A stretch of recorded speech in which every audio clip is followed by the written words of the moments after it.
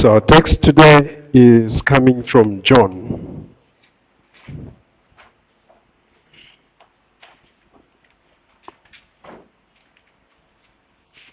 John chapter 10.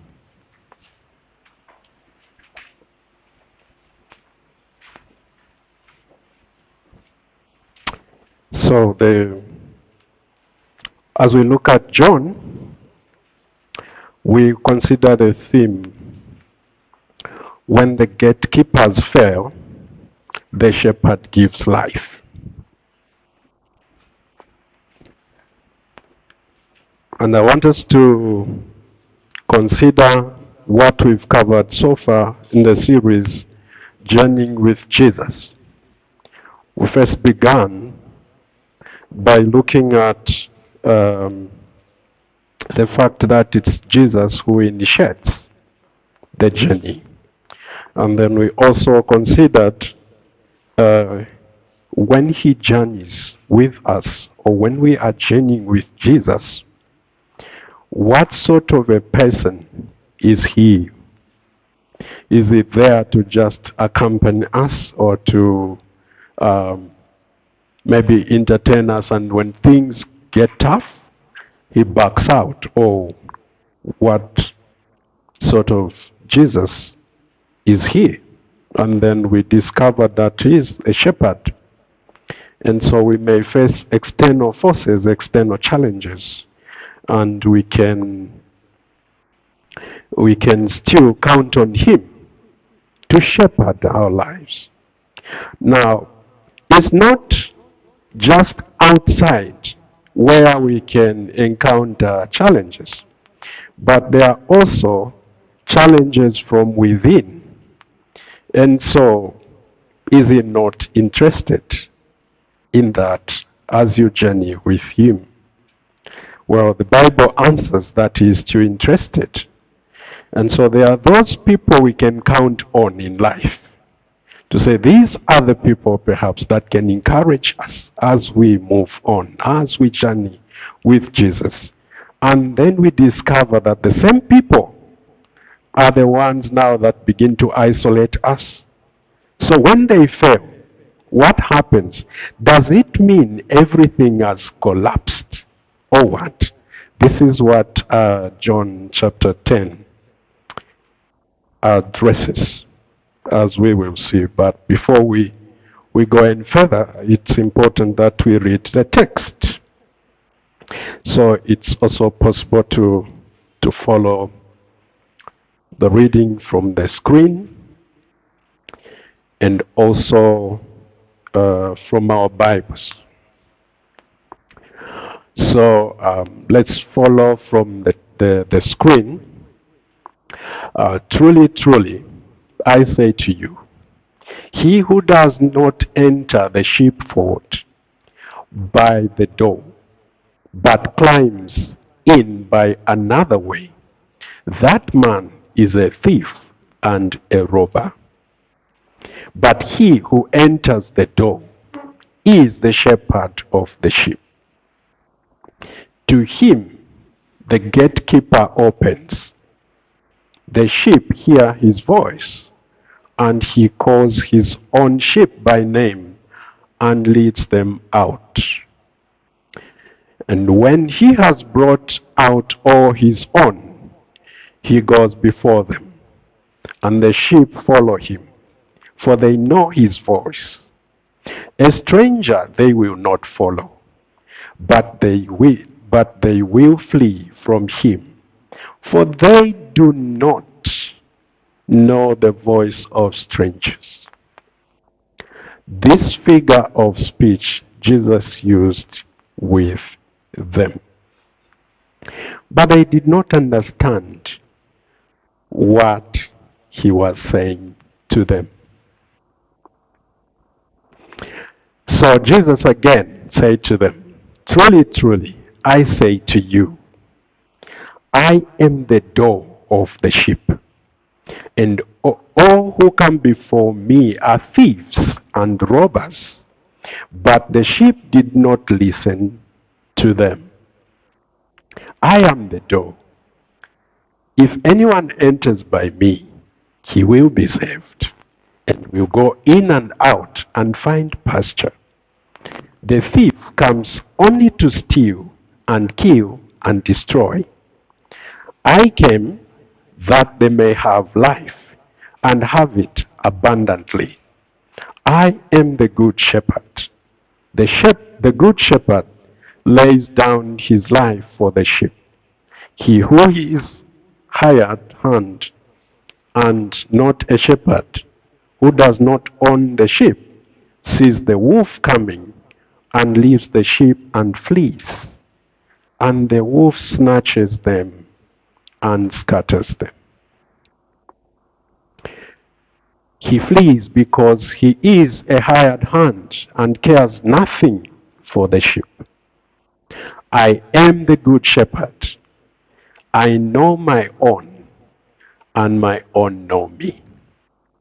Just as the Father knows me, and I know the Father, and I lay down my life for the sheep. And I have other sheep that are not of this fold.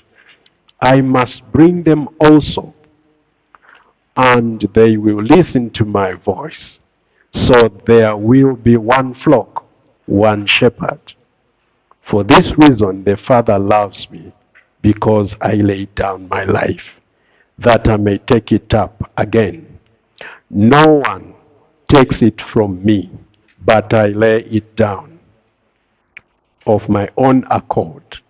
I have authority to lay it down, and I have authority to take it up again. This charge I have received from my Father. Ends the reading for today's passage. As we consider the theme, when the gatekeepers fail, the shepherd gives life. Now there is a problem that we will encounter when it comes to our journey with Jesus. And this problem will actually concern the isolation by protectors. If you were to connect John 10 to what has gone before, you'll find that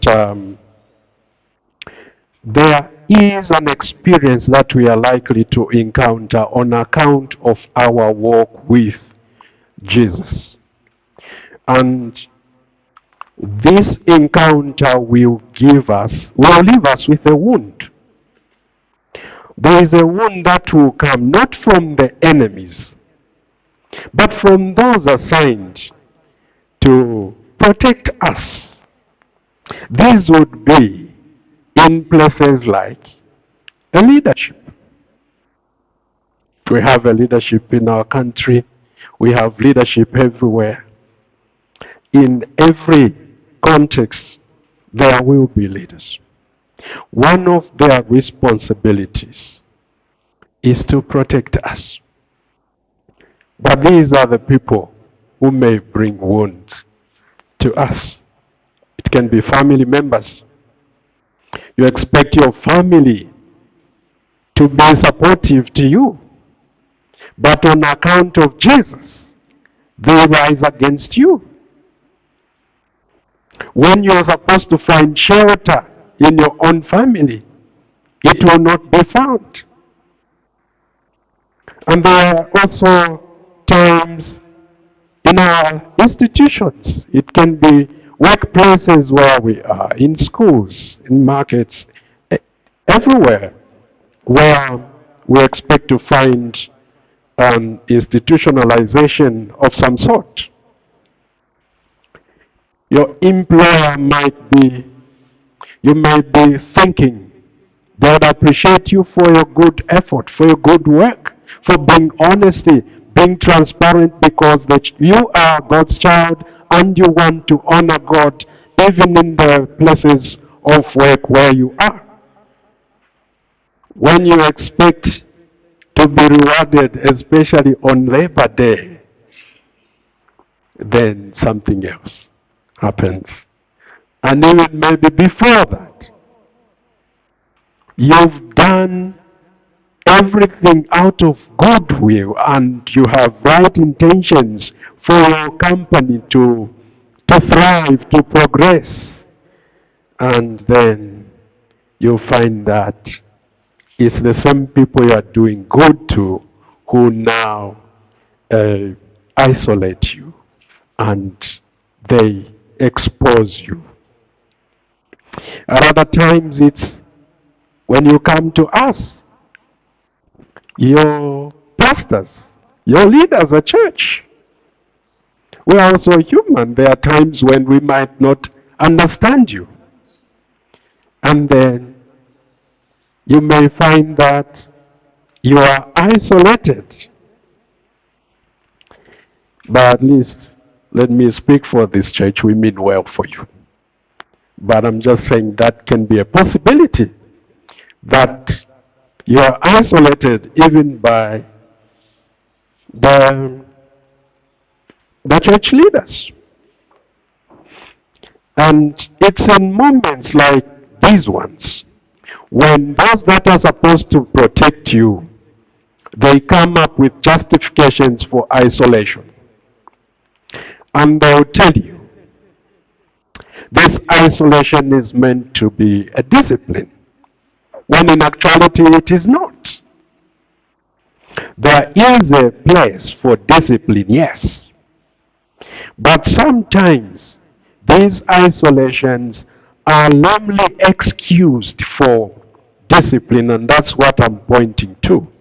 And at other times they'll do that to say, no, we are trying to bring order. And at times they'll say, we are trying to protect the majority group from being destroyed. And yet, such actions, they quietly suffocate your life. So when gatekeepers fail, what happens? We can already see, like I mentioned, that Jesus speaks these words because of what happened in chapter 9 of John. There was this man who was born blind.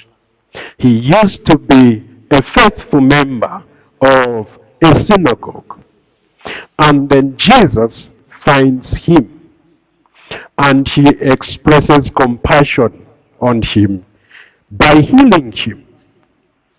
And then the leaders in the synagogue, what would be equivalent to church today, they get upset because most likely Jesus did something that was never heard of in the history of humankind by restoring sight to the blind man. And so now they were thinking the time has come to lose members if we don't do something. And so now they wanted this man to disown Jesus, which he could not do. And when you read chapter 9, verse 34, he was expelled from the synagogue, meaning he was excommunicated from the church.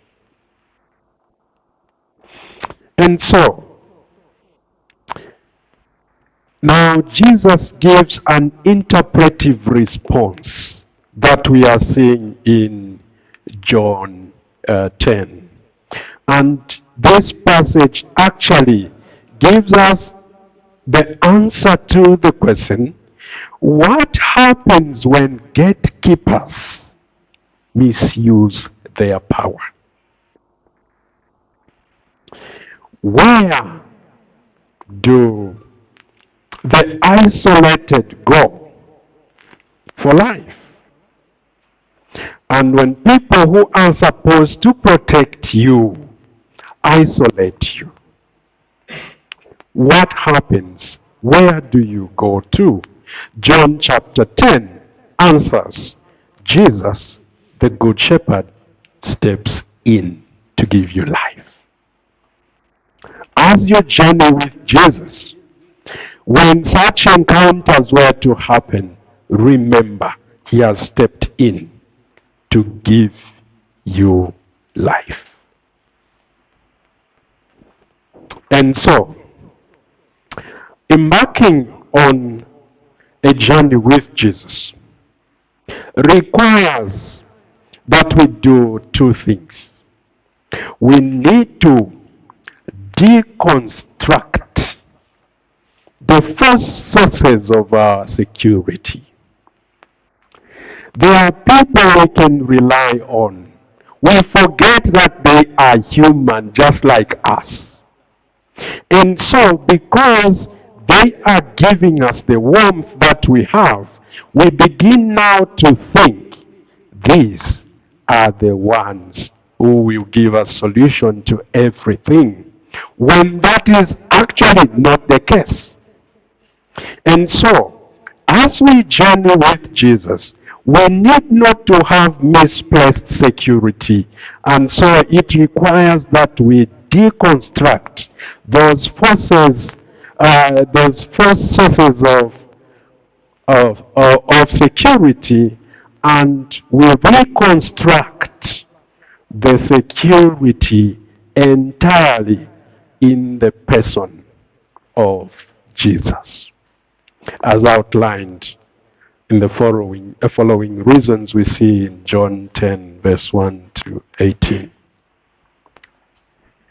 It's very tempting in life to think that whenever we feel secure and people are clapping for us, they are there for us, we begin now to think that we have proper security. And at other times, it's just because of the successes that we may score. And we want to rely on that to say we have a proper security, a source of security. It could be in some of the little wealth we may have, and also the people that may be there. All those are false sources of security. And the true security is only found in the person of Jesus Christ. Therefore, it matters what we do with Jesus as we journey with him. It matters that there is the correct response that we give to him. As he has stepped in to give life, what is the response that we have to give? We need to start reconstructing the security, our security, entirely in the person of Jesus. But why must we do that? There are reasons for which we must do that. The first part is because of the devious deeds. In John chapter 10, verses 1 through 6, we saw what Jesus was pointing to when he used a figure of speech that they could not have understood. So there are devious deeds by some people around us. They do that to defraud the defenseless. We are defenseless, and they are there to defraud us. And that's why the Bible talks about shepherding, and it has condemned false shepherds. If we were to refer to Ezekiel chapter 34, verses 1 through 31, there we see God raising Ezekiel to condemn some leaders that were performing devious deeds. They were just defrauding the defenseless. And then we see a commendation that comes with good shepherding in 1 Peter chapter 5, verses 1 to 5. Peter the apostle is encouraging the elders in the church that they should be good shepherds of the flock. They should have their motives right. When we look at John chapter 10, we are seeing Jesus clearly declaring what sort of beings these people that do devious deeds are. And he points them out because they have a problem. And this problem which they have is a problem of illegitimate authority. They are there in places where they were never appointed to be in. And so when they are there, all they do is to defraud because they never were given that authority. So they come in forms of thieves and robbers. They have even penetrated the churches, by the way. They come, but they have no relationship with Jesus. And they do all sorts of damage. They possess access to your life, but they have no intimacy. And their authority is usually positional and not pastoral. Which reminds me of what someone told me while I was at school preparing for ministry. There's a church I was congregating with. Then one came. By then I was just a student. He started sharing, I have a problem. What problem do you have? Then he had spiritual problems with some demonic forces influencing his life.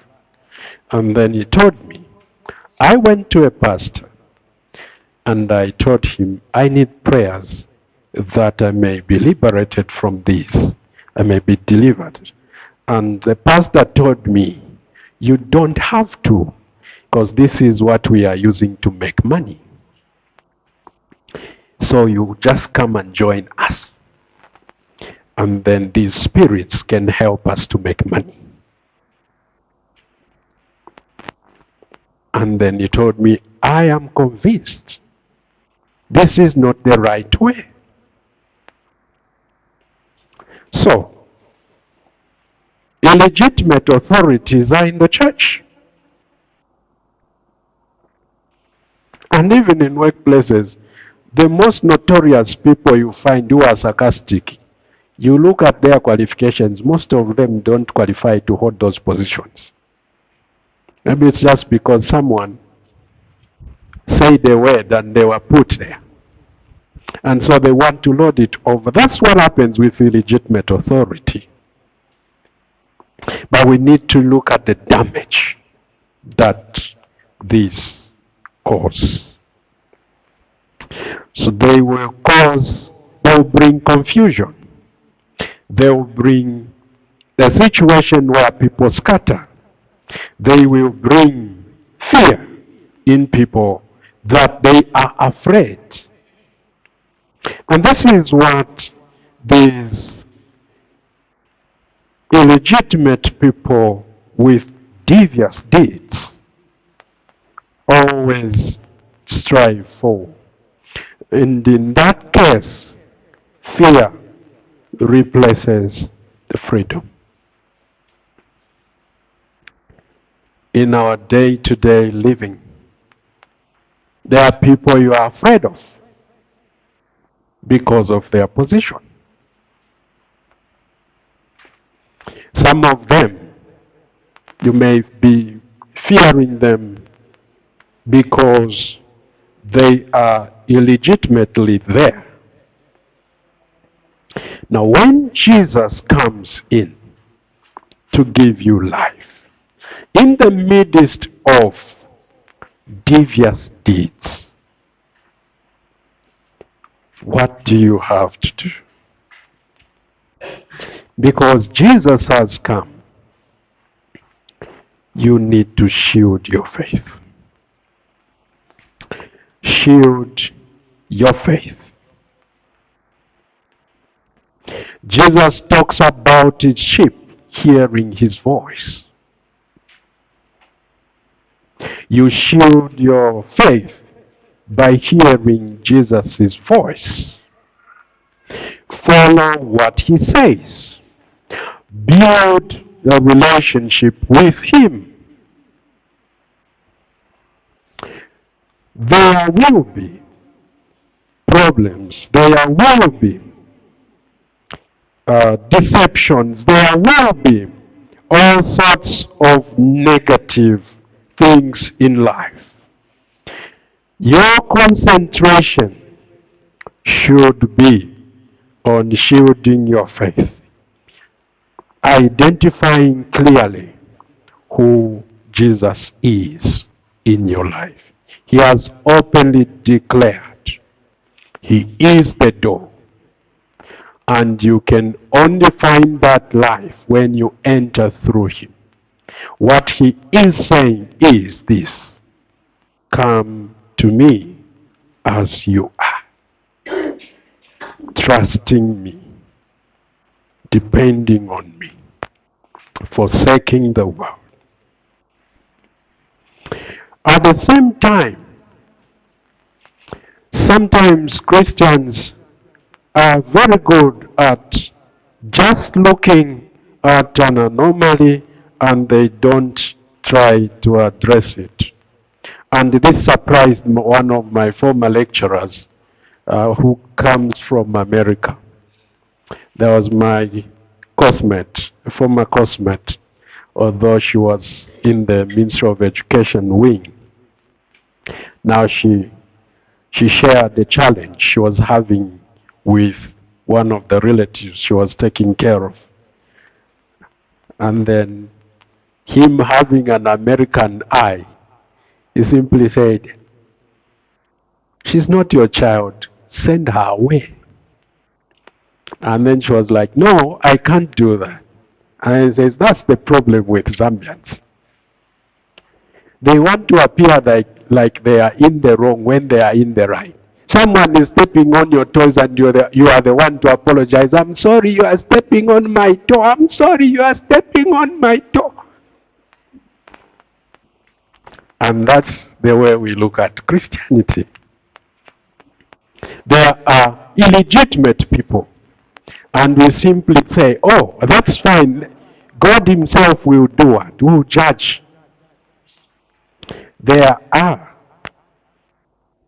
people God will judge, and those are outside the church. When there are devious deeds within the church, it's the church to begin to act on those. So, question everything that may seem exploitative because it points out to be illegitimate.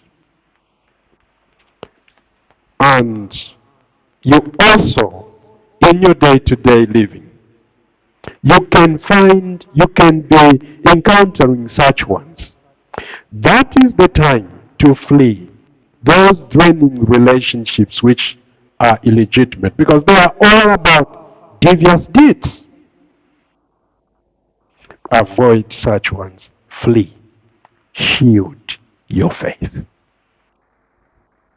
Because Jesus, the Good Shepherd, has come to give life. When you flee, when you question, when you shield your faith, there is a loss you will suffer, but you gain everything because you are going to this shepherd who gives you life. What more can you demand when you have life? And because he gives you life, then it means that he fully understands even the other needs. So not only do we have to come to Jesus who gives life when we are isolated because of the devious deeds, but we also come to him because he is the divine door. So we go to him as we journey with Jesus. We can still go to him and we will enter the safest, the most secure sheepfold. And this is what we see in verses 7 to 10. He says, truly, truly, I say to you, I am the door of the sheep. You are the sheep. He is the door. And so, what this means is that you must, before you begin to do anything in life, before you begin to run around, make sure you dwell in Jesus before you do anything. So dwelling in Jesus is the priority. And since he is the gate, there must be, first of all, belonging before behavior. The greatest temptation that we have as human beings is we want to behave before we have any belonging. But Jesus is saying we should do the opposite. Firstly, belong, then behave. What does this mean? In Zambia, we are so proud of our statistics, the Christian statistics, which by now I'm sure we are boasting about, is it 90%? Because the traditional religion has shrunk drastically. And it's only the Muslims that are picking up. Perhaps by now they should be at 6%. But if we continue to slumber, we don't do evangelism and missions, they may even have a higher percentage. Now, what that translates into is that everyone thinks they are Christian because they are born Zambian citizens. West too, because Zambia is declared a what? Christian nation. Jokingly, one of my former lecturers was asking me, so who baptized Zambia and which church does Zambia attend? Where does it take Holy Communion from? Jokingly, but you know, the point is, in many times, we want to think we are Christians when we are not. It's very easy for us to associate ourselves with the church. And we will think, by associating ourselves with church, then we are Christians. The Bible reminds us, there are such ones, even when you read Hebrews chapter 6. They've tasted the heavenly gifts. They've seen great things God do in their midst. And yet, if they fall off, it's impossible to bring them back. Why is that warning there? You need to make it clear that you have a relationship with Jesus. It's not sufficient to just get involved with church activities. It's not sufficient to just be participating in maybe offerings and also all other activities in the church.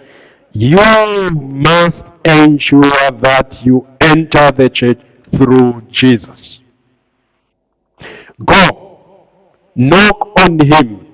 Jesus, I come as I am. You know my sins. There is nothing I can hide about myself. I want to have the most enduring security that comes by your giving me life. Forgive me. And I promise to walk with you and I'll be serious in my journey with you, because he is the door. You don't enter through Jesus, you are doomed. You can be praised, you can be honored, and if you make a big name and you want to go where I come from, we've even changed the name of our province. It's Kopala. From Copper Belt to Kopala. You will be showered with all praises, and they will make you feel like you are the most important person. Without Jesus, it comes to nothing. It comes to nothing. You may go, even although I know that it's not only my cultural background, but nearly everyone, but where I come from, they will say, Vale Salupidi, Chinine Nine. God is a mountain you can climb from anywhere. And we say this, we take comfort in telling people we worship the same God. So it doesn't matter whether you are a Hindu, you are a who. It matters because there is only one door, Jesus. And that's why we should even be more energetic as BCC to keep pushing, preaching, doing missions. There is only one door. And when we feel isolated, this Jesus, the Good Shepherd, gives life. But he gives also based on the reason that he is the divine door.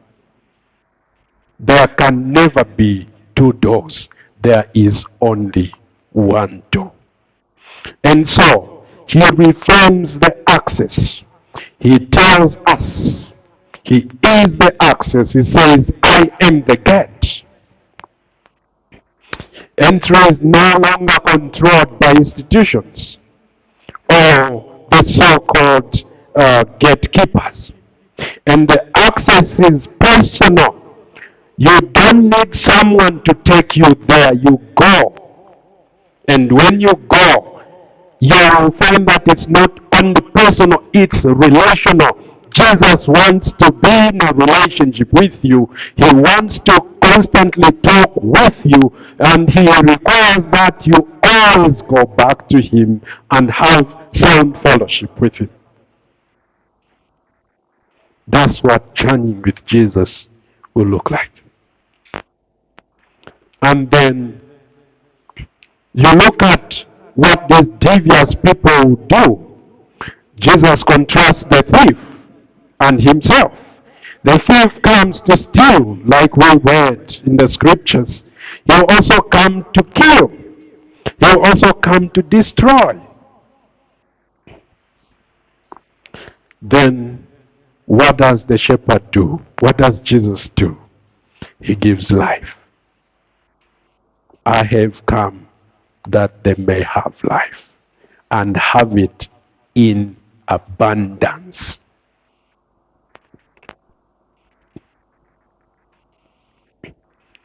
And it matters how we look at life in the light of Jesus being the divine door.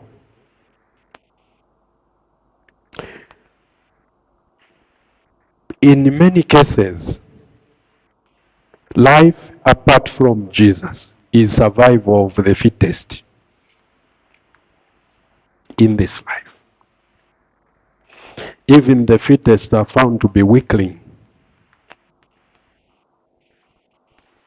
So we must ensure that we look at life as a restoration. And this can only happen when we enter through the divine door, who is Jesus.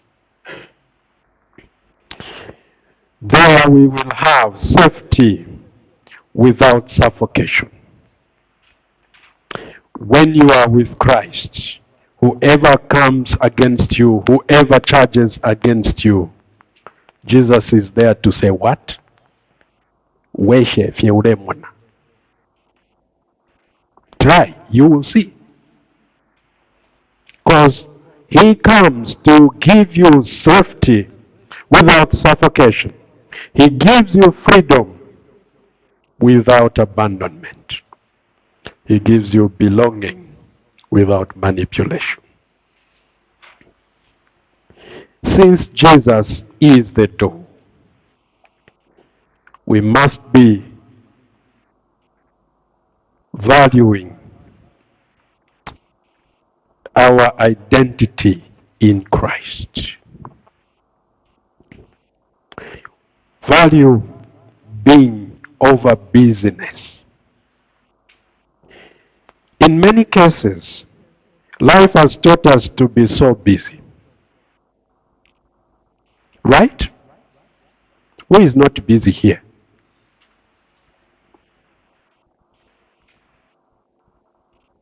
Any hand?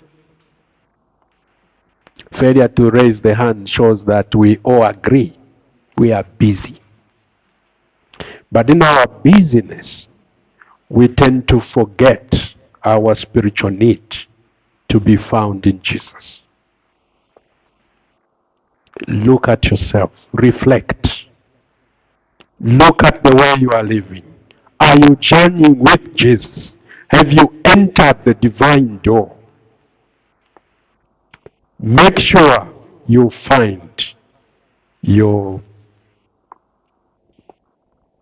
yourself, your identity in Christ.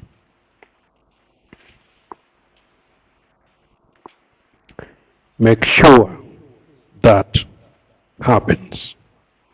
So not only do we have the reason for devious deeds and the divine door, but we also have the reason for the dedicated defender. We see this in John 10, verses 11 to 15.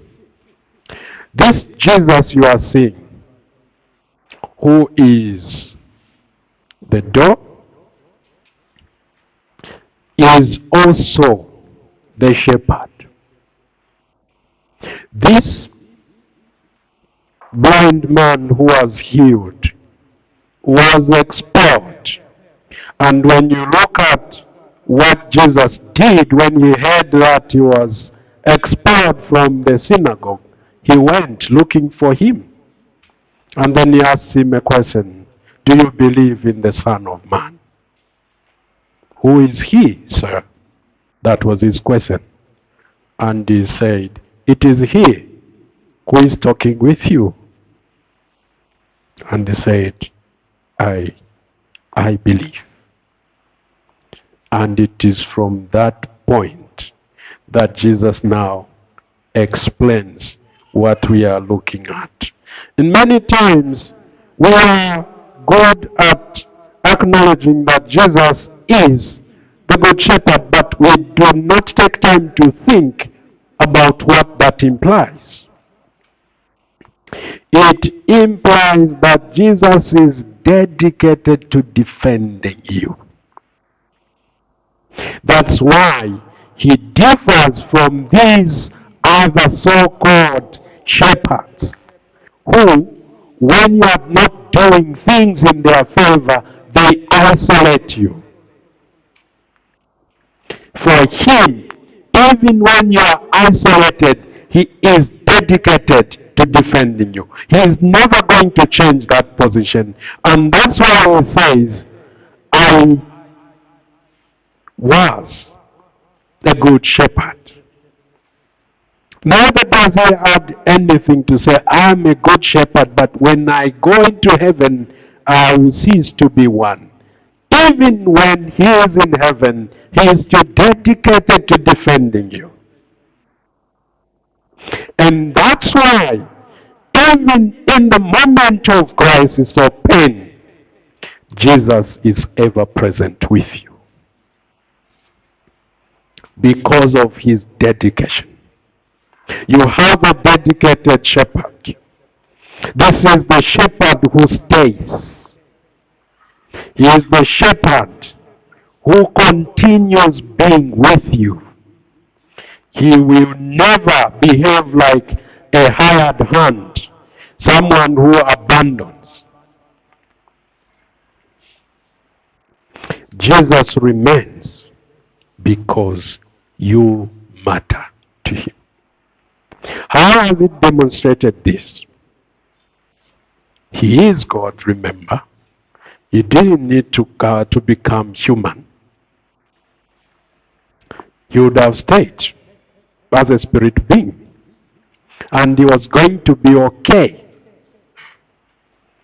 Like some people sing in a sarcastic way. Mwatusulile batfire chitika. You looked down on us. Now we are the happening, if we can use that English. Things are going right. God would have used the same language. I created you, you messed up. It's your own problem. I continue with life. There are many other things to keep me busy. I created a lot. A scientist are still discovering things God created. So he was okay. But look at his dedication. By the way, it amazes me why God chose not to save Satan but to save us. Why God chose to save us and not demons. So among the fallen creatures, don't think you are the only one. God would have focused on at least he was Lucifer and he was instrumental, but he forgot that to just come for you and me. Because he's a dedicated defender. As if that were not enough to just come in human form, he suffers, he is persecuted, he is killed. He dies for you. He rises from the dead to give you new life. He is a dedicated defender. And he is able to say, I know my sheep. Once you enter through him, he knows you. Whether you are asleep or you are awake, he knows you. Whether it's in the dark or in light, he knows you. Because he stays with you. And you look at that language he uses, I know my sheep. What does it talk about?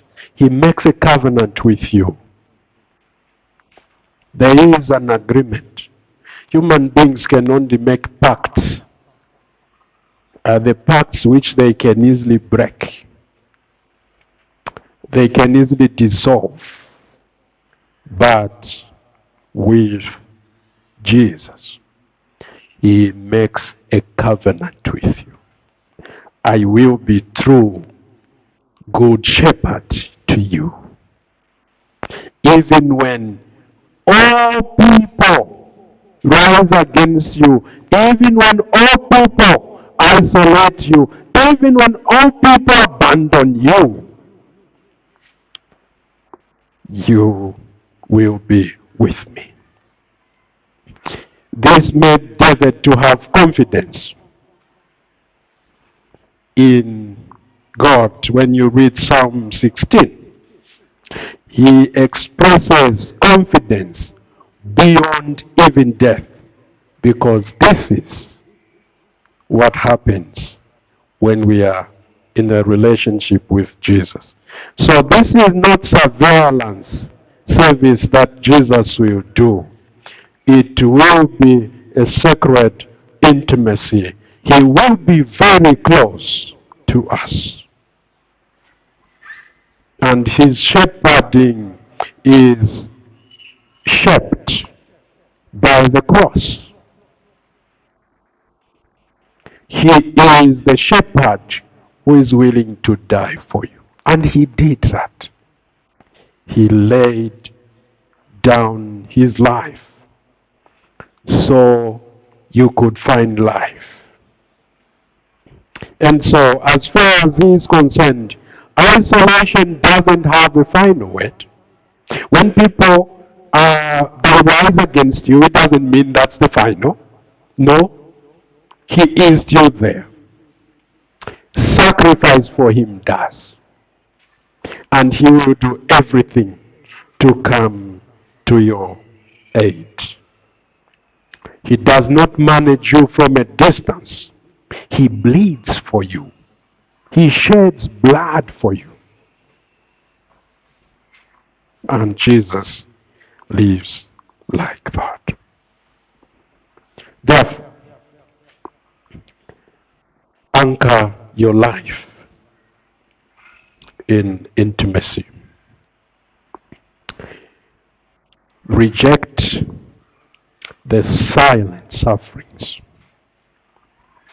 Be there to rejoice in this atmosphere that Jesus has created for you. Jesus gives life in the midst of isolation because there are devious deeds that can affect you. But also, these devious deeds can leave you badly shaped. But then, he provides the divine door. He is the gate through whom you enter. Not only that, he is a dedicated defender. Finally, he is your dedicated deliverer. He talks about bringing all his sheep to himself. And so, what happens is this. When people isolate you, sometimes you are running away from them. As you run away, you are scattered from them. Jesus brings you to himself. Even when you feel like you are alone, Jesus is there. And he says, I will bring the other sheep, not of this fold, because he gathers the scattered. He has also authority to give life. He is the authority that gives life, and he lays this life, he lays down his life voluntarily so that you gain that same life by coming to him. And then he gives a vision of why he does that. He is, in his determination to be a deliverer, he wants to have all of us under his shepherding. One flock, one shepherd.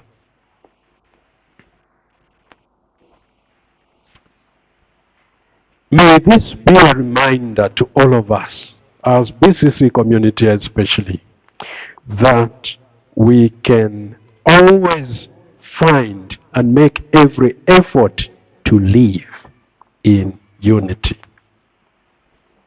We need to also pluralize our journey with Jesus. Whereas we are journeying with Jesus individually, may it also be the corporate mentality that we can journey together in Jesus and with Jesus. And so let's be each other's keeper to make sure that we are together. May we be a people that gather. rather than scatter. May we be a people that will dismantle caste barriers that we may have. We come from different backgrounds, but we are coming to one shepherd who is Jesus, and he is the deliverer. In him, everyone was made in the image of God, and that dignity we must preserve. Also, we understand we live in a fallen world. We must encourage one another to soldier on. Let's cultivate a life that looks out for one another. I've not seen brother so and so. What's happening? Let me check on him. I've not seen sister so and so. What's happening? Let me check on him. I've seen so and so to look like, still feels like a stranger in our midst. What's happening? How can I create a conducive atmosphere for that one to also feel part and parcel of what God is doing in our midst? So when we look at this, what should be our response?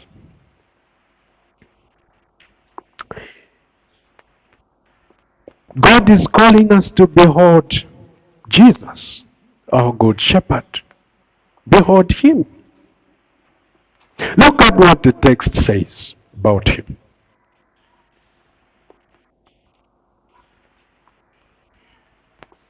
In other words, fix your eyes on Jesus and make sure that you have a relationship with him.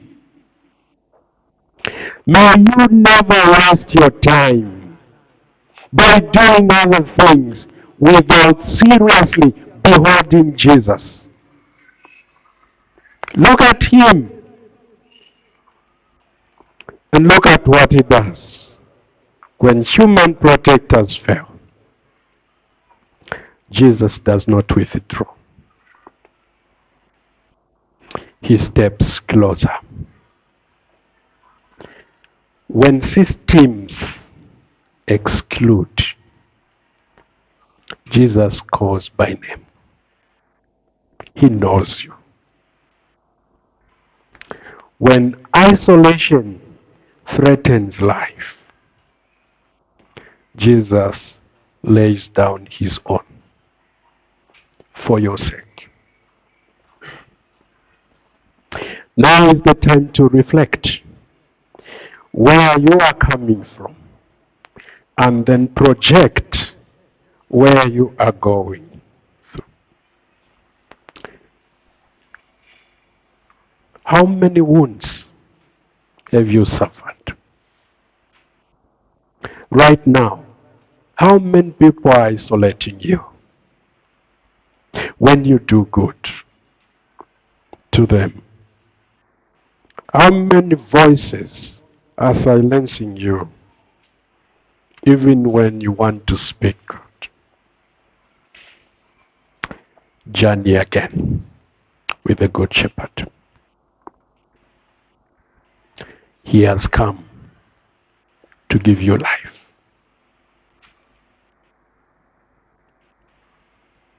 May you take and make every effort to make and to ensure that you live in a sound relationship with Jesus. The devious deeds, the divine door, the dedicated defender, the determined deliverer is here for you. Go to him. And when you go to him, fix your lifestyle on him. Make it your habit to live in a relationship with him. Amen.